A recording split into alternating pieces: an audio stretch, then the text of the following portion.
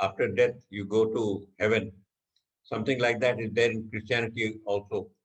In among the Hindus, you try for moksha. Now, all these we are is with the intention of getting a better life. Now, better life means that you are happy. There is something like happiness, but that happiness is only can be made out when there is in comparison to the unhappiness. But if in the better life there's nothing that is unhappy, there's nothing that is sick, there's nothing that there is ill health or there's no anger, there's no any of these negative traits are not there. There are only these positive traits. Then how do you compare? And number two, अगर कोई attachment नहीं है, if you're not attached to anybody, you're all by silent and by yourself. Is it not something like comatose? You're sitting there, you're there by yourself, and there's no. Now, this precisely is the question which Arjun has asked Krishna. Just after his chariot was placed between the two armies, then he looks around and he sees that that on both sides are only his relatives, friends, relatives, his uncles are there, grandparent is there, fathers, father-in-law, brother-in-law, all such people, and they are very close, other close relatives. So he said, if all these people I kill all of them, then who will be left? And with whom will I, enjoy life with? It is not, we enjoy life because of our friend circle, because of the people who are there. And in company of these people only we can live happily. Okay, sometimes there'll be quarrels, sometimes there'll be scuffles. All those things are there. But when we win something, when we do something, then we'd like to have praises from those people who are close to us. But if we are unattached, कोई हमसे मतलब ही नहीं है, if we are not attached, and then is it not like going to the some Himalayas and sitting on the mountain top all by ourselves? What kind of life is that? This is precisely the same question that Arjuna had asked, like I told you, Tarak. So, uska answer ye hai that the whole Gita is in fact only this. Now, there are two, three aspects to this. One is, unlike in Christianity and Islam, where you are promised a better life after death, moksha or nirvana or enlightenment will be obtained in this life itself. You follow? There's a difference there. It is not that you go to the other life and then after death you after moksha hota hai. No. Moksha or enlightenment or nirvana, whatever you call it, has to be here. You will attain this here.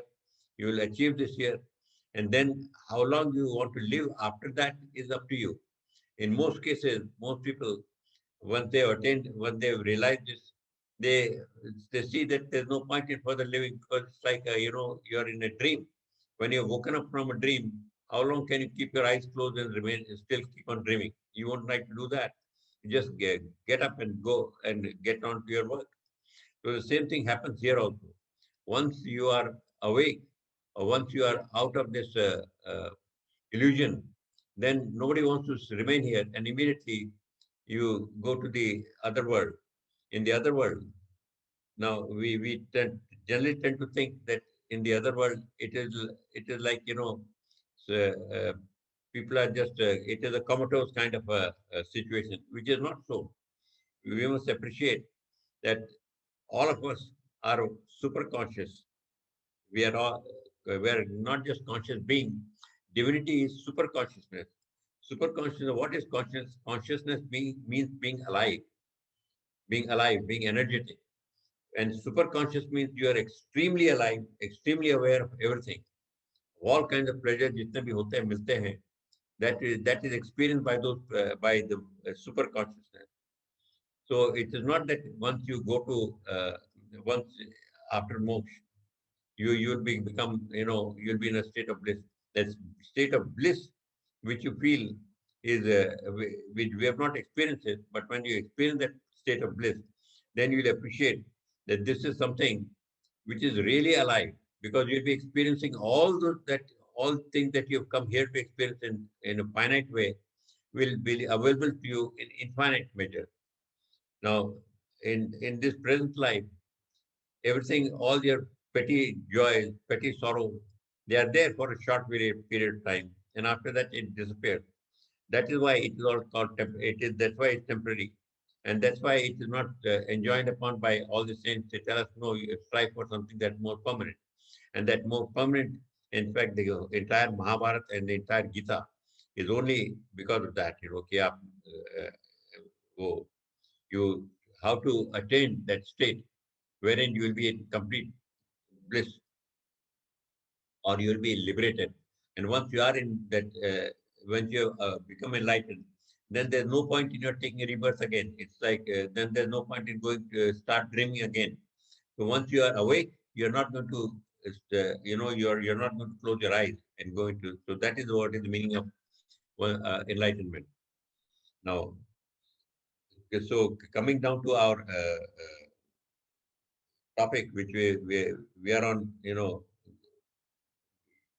Krishna was explaining the whole Gita to him. And that the whole thing is how to achieve that state in which you can remain in complete bliss. That is the whole Gita is about. In fact, the whole Mahabharata is also about this thing. And then he says that the only way is through Dharma. So he tells Arjun, Arjun, you carry out your Dharma to the best of your ability, for that is yoga. And Arjun says, what is yoga, Krishna? So Krishna says, yoga is union with God, is becoming one with God, it's getting yoked to God. God के साथ बन जाना है. Like you yoke the bull to the or the bullock to the uh, that plow. उस तरह से that's how you get yoked to God also. That union with God is called yoga. It is not merely physical exercise. It is this thing. Then he says, okay, this I have understood. I have to become. But how do I become one with God? Said, that's what I'm trying to tell you. I've been so one thing is that carry out your dharma to the best of your ability. Then when you're carrying out any act, make sure that you don't have any selfish motives in it, that it's for the general good, it's for the benefit of the mankind as a whole. And finally, when you carry out any act, let it not, do not anticipate or expect any desired result. If you don't expect any desired result, then it becomes as, then you are able to achieve that union with God. But you say this Krishna, in fact, thereafter immediately tells Arjun that all this state, the three things you can do, provided you renounce lust, you renounce greed, you renounce anger, you renounce attachment, you renounce envy. He says these things you have to renounce. Or if you do not renounce all these things, अगर इन सब को छोड़ोगे नहीं, so then you will not be able to do any of those three things which I have asked you to do. So you have to renounce this first. Now again, then it says, uh, okay, even if I renounce it, then let's assume I have renounced it also. But now you tell me what exactly is dharma hai kya? What is dharma? The dharma then is told dharma is that which sustains the universe or the entire nature, that which maintains the balance in the universe. Now, dharma is is a word which doesn't have any equivalent in English, and it is a concept which requires a little understanding because it may be applied in different situations differently. Then it says dharma is the law of being. But all these things are abstract. How do you translate it into something more practical, something more understandable? Can we have a definition of that? So for that, uh,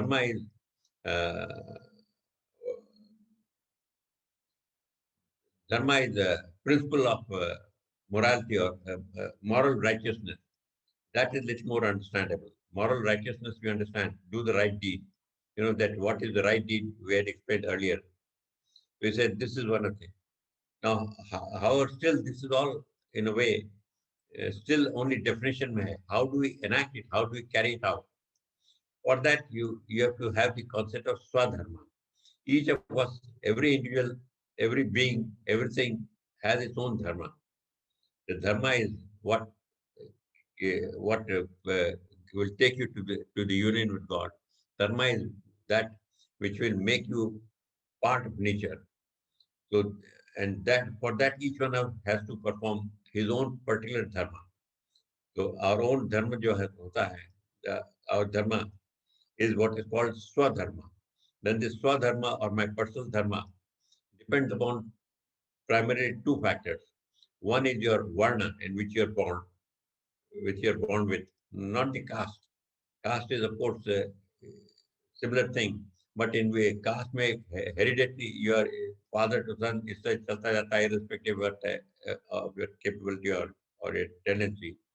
But varna is primarily the tendency. The guna जितने होते हैं, they, there are three gunas, I'd explain to you.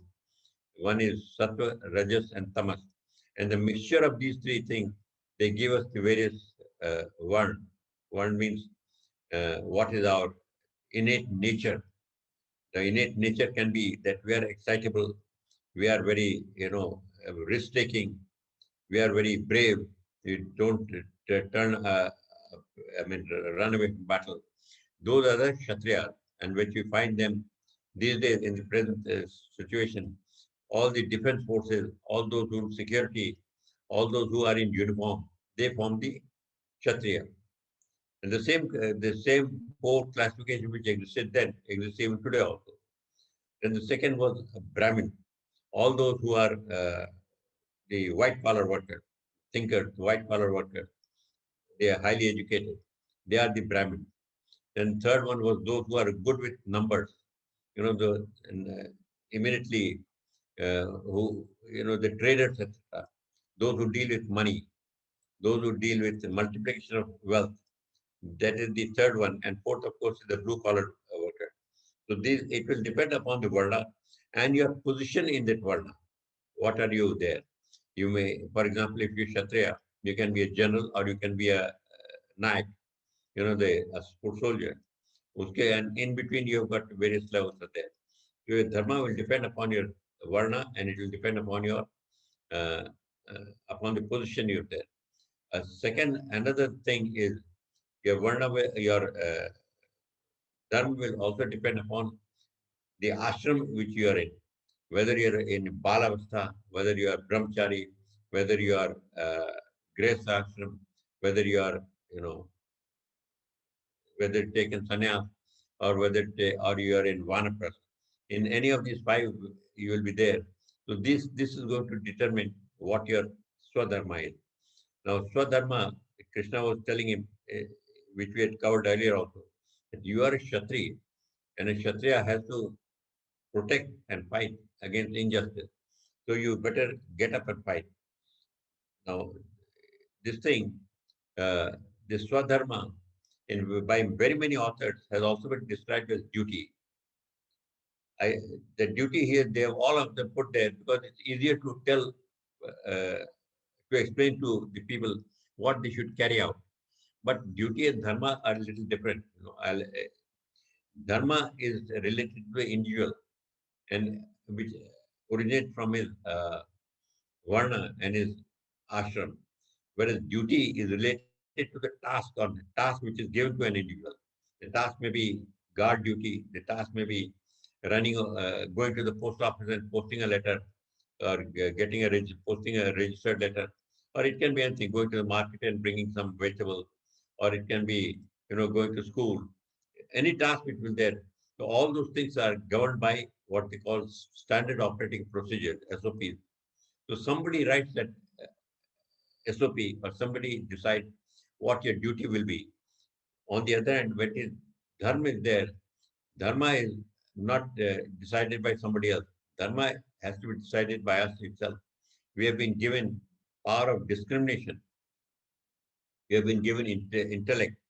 We have a mind, the power of discrimination and intellect. And we have got more than that, we have got a heart and a feeling. So with these things, we have to work out what is it that is our dharma. So nowhere it is as such specified. But for example, but nevertheless, for day-to-day operation, the duty works very well.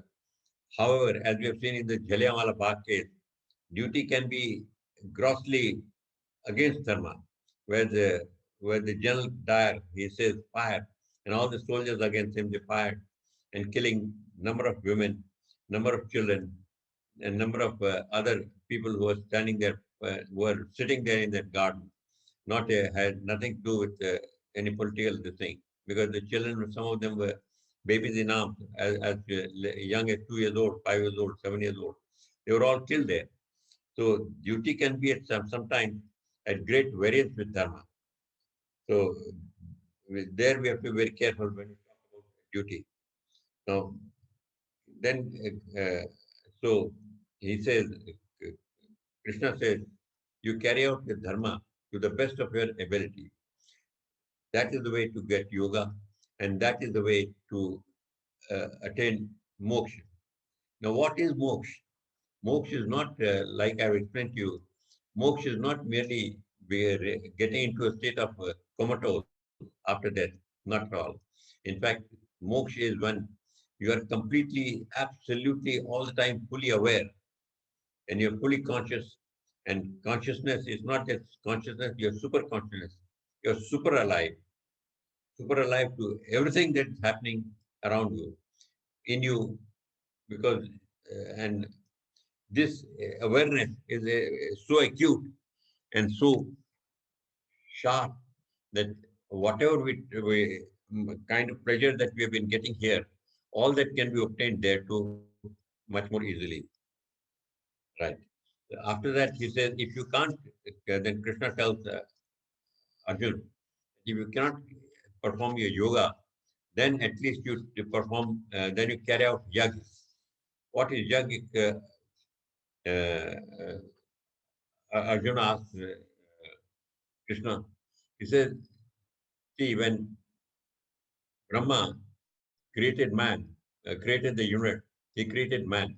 And along with man, he created yajna and told man that yajna is your wish fulfilling cow. Whatever you want, you will be able to get it. So perform yajna. What is yajna in our parlance or for our understanding? Yajna is simply sacrifice. So how do you sacrifice? Krishna tells Arjun that whatever you do, whatever you eat, whatever your daily chores are, day-to-day routine, and some not so routine, all this you offer to me. Once you offer to me, and then it becomes a sacrifice because you're not taking anything for yourself. So it's not that you're offering this thing. You're not whatever work you're doing, whatever energy you're spending, whatever effort you're doing. When all that is offered to me, the result of all that will not come to you. The result of all that will come to me, and you will be spared of all the repercussions, all the karma that would have been generated. Now, remember that when you karma jitna bhi hai, it can be a good one or it can be bad karma. Good karma will give you good result, or you will reap a better life when you're born again. On the other hand, if you are being carrying out bad karma, then when you're reborn again, then you'll be reborn in adverse circumstances, in a family which is where you have a lot of misery, misfortune, unhappy state of affairs. So, but note that whether it's good karma or bad karma, something will come to you. However, if you perform yajna, if you perform a sacrifice, and that in that sacrifice you offer everything to me, Krishna says, then Krishna says that I release you from its effects. That karma, no karma will be generated by you, and you will be free, and you'll attain moksha much more easily or immediately. And he says that in this offering, you can offer not only the good, not only the bad thing, but even the good thing you must offer. Don't keep the good thing with you. Arjun had a little doubt. He says, Krishna, if it is so simple as that, then what about these sinners? there are sometimes people who just murder, sometimes rob, sometimes do all kind of uh, wicked things. What about them? He said, if a sinner starts performing yajna, then even though to begin with he'll be performing all kinds of wicked acts, very soon he will start performing good acts because all the time he'll be thinking of me. So how do you perform yajna? The easiest is that when before you start your work, you dedicate or offer it to me. Then while you're performing that act, you think of me all the time. And at the end of the act, you thank me for accepting your offering. That's the simplest way. And even so, you keep on performing your yajna every day, throughout the day, continuously, then whatever is happening through you will not merit karma and repercussions or in another life, and you'll be freed completely and very quickly. Then this uh, Arjun, yeah, he says, then then Krishna tells Arjun that look at me, I've created the universe. The whole universe has been created by me. But I have not desired the fruit of the result of my creation. I'm not looking for any uh, recognition. I'm not looking for any benefit. And it is for the common good of mankind. The whole universe is for the mankind. So that's why I'm all the time free. I'm never bound. And if you keep on performing yajna, you'll also not be bound. You'll become free entirely. However, if you uh, even that you can't perform. See, first it tells him you have to perform actions which we had covered earlier. Then he says you can perform yoga. Then he says you can perform yajna. He says even if you can't perform all these things, at least acquire knowledge, acquire jnana. Knowledge, he says, is the highest thing that you can acquire. If you acquire knowledge, you must know. Then Krishna tells Arjun that you see me in my mortal frame. However, don't be misled. Know that I'm the unmanifested, attributeless, omniscient, omnipresent, omnipotent, ultimate being. I'm the one who is the creator of all, and I am everything. And it is me that you must try to know about. Once you know who I am, then also know that I am the creator not only of everything, but the Prakriti in the form of Prakriti. That Prakriti is what you are made out of. Your body, mind, and intellect is made out of Prakriti. However, in in each one of these forms, there's a little bit of a tiny fraction of me also.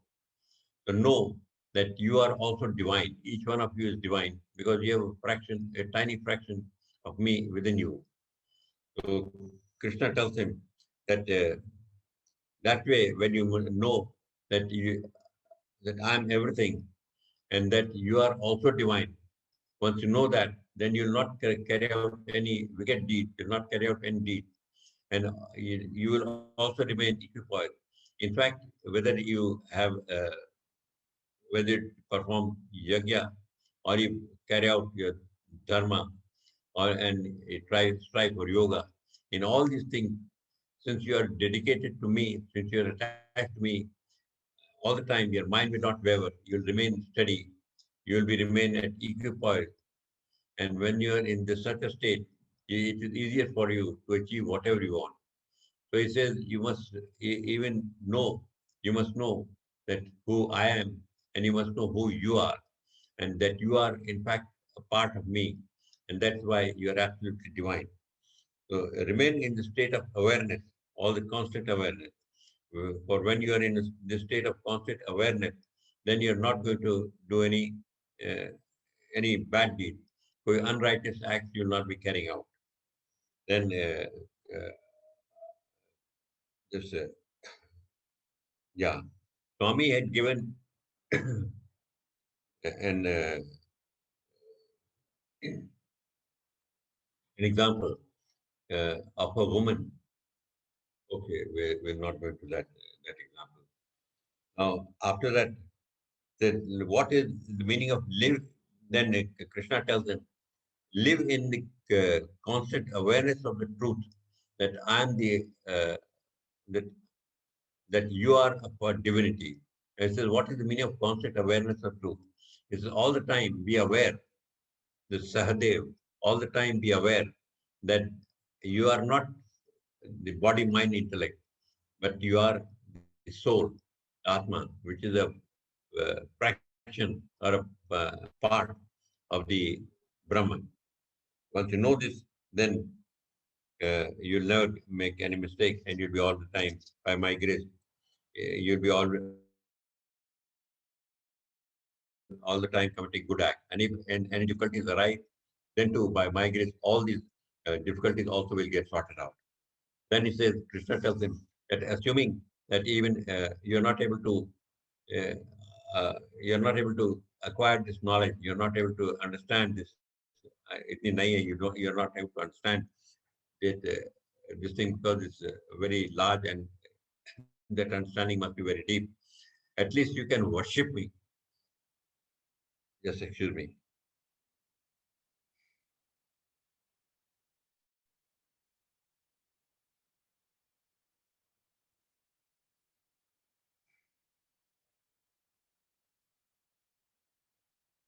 So Krishna tells Arjun that pay homage to me, bow down to me, uh,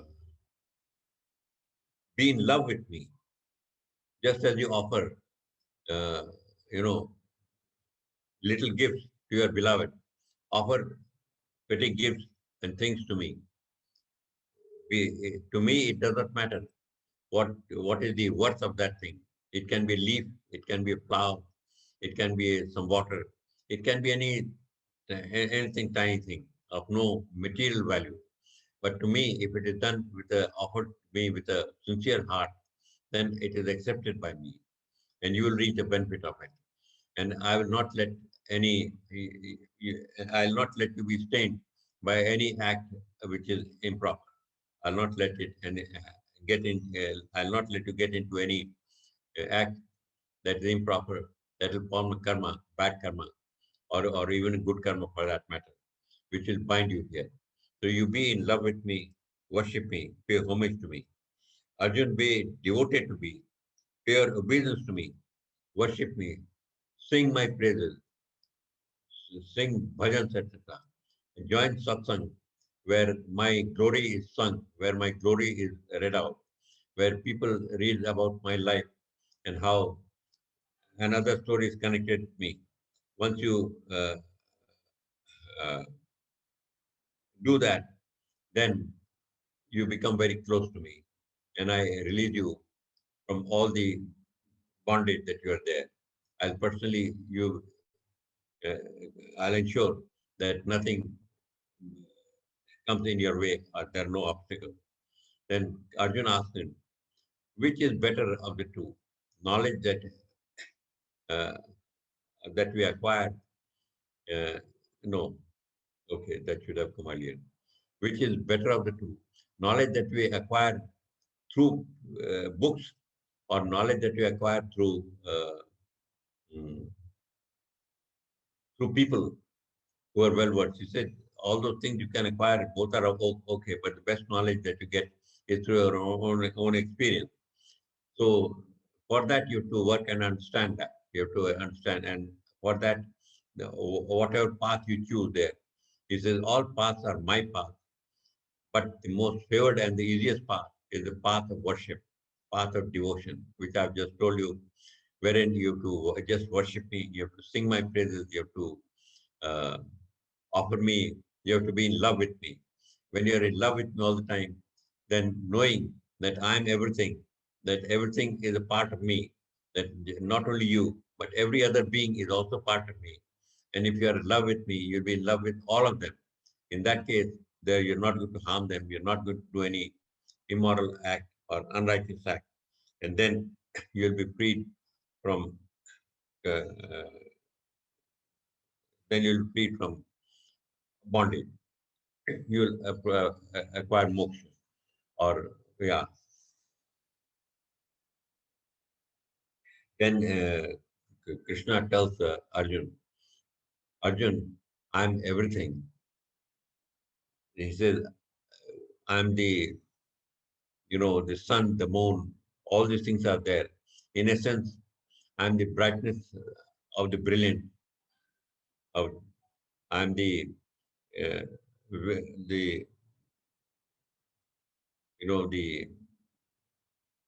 the strength of the strong.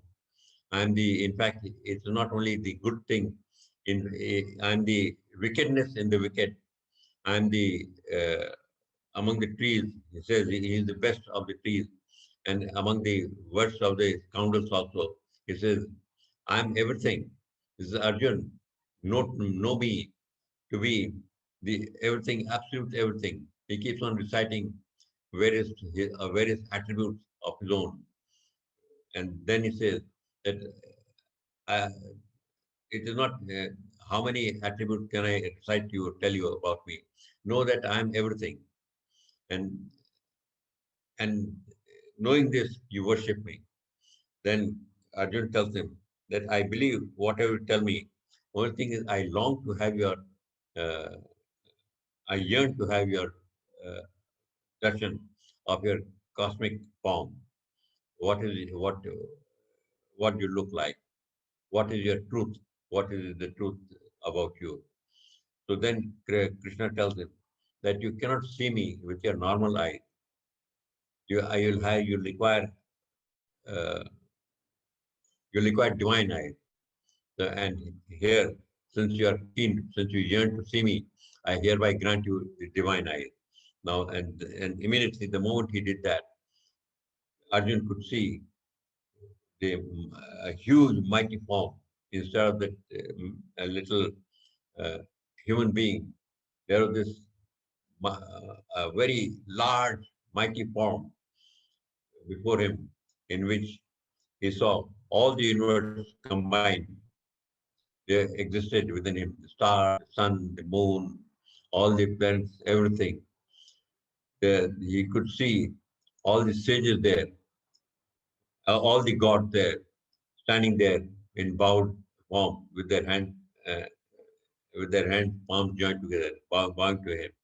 He could see all the sages worshipping uh, him, worshipping Krishna, this cosmic form, and trying to merge in that form. He could also see the wicked people. He could see all those people who were standing there wanting to fight with Arjun. He could see them all. They're rushing into his flaming mouth like moths, and some of them got stuck between his teeth. All these things he saw there. And then he says, uh, then he's a little scared, he's a little afraid. Then he folds his, then he joins his palm and tells Krishna, Krishna,